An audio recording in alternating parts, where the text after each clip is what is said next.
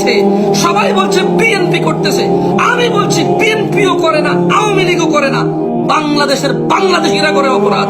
মায়ের ছেলে করে, স্ত্রীর স্বামী করে, ছেলের বাবা করে, মেয়ের বাবা করে, জামাইয়ের শ্বশুর করে, ভাতিজার চাচা করে, ভাগিনার মামা করে, মামার ভাগিনা করে।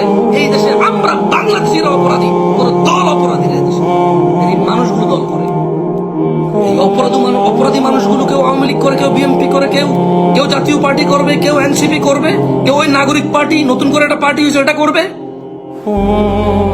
বাংলাদেশের মানুষ করবে এই পার্টিগুলো।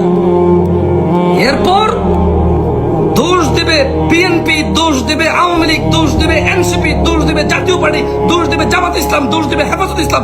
অথচ মানুষগুলো দোষী। মানুষ দলের কি বিচার হবে নাকি? 10 কোটি, 5 কোটি, 1 কোটি, 2 কোটি, 4 কোটি মানুষ দিয়ে দল, এত দলের বিচার করবে কি? মানুষগুলোর বিচারের আওতায় আনা উচিত।